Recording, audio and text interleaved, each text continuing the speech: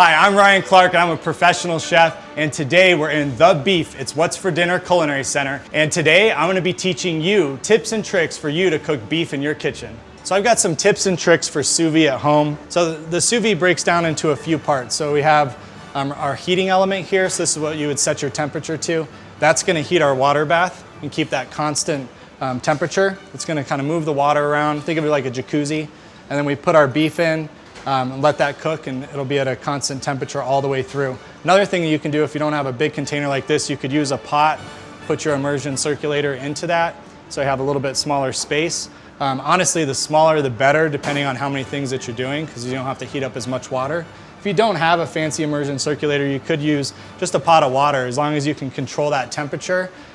Keep like a thermometer in there and try and keep it at a constant temperature and move it around a little bit as you let it cook. So I've got some beef tenderloin here. These are cut about 1.5 inches thick. I'm gonna add them into these bags. And then I've got some aromatics. So I've got some fresh thyme, a little bit of crushed garlic, I've got some pepper I'm gonna season it with, and a little bit of butter. What the butter is gonna do is as it melts, it's gonna help move those flavors around in the bag. So a little tip here, you don't have to have a fancy food sealer for this. You can use a regular plastic bag.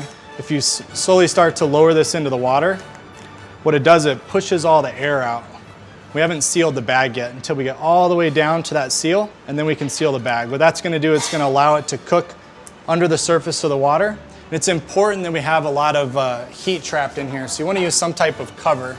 So you could use a cover like this, or you could even wrap it in plastic wrap. So it's important that after this is fully cooked, we're gonna take it out and we're gonna give it a sear. That's gonna give it that nice caramelization on the outside and give it lots of flavor. So it's a two-step process. But one of the things that's really nice about sous vide is being able to just let it hang out. So we could work on some other projects, we can hang out with friends and family. This is never gonna overcook the temperature that we set it to. So whatever desired temp you like, it's gonna be at that temp all the way through the meat from one side to the other. If you're looking for more tips and tricks to cook beef, check out Beef, It's What's for Dinner.com.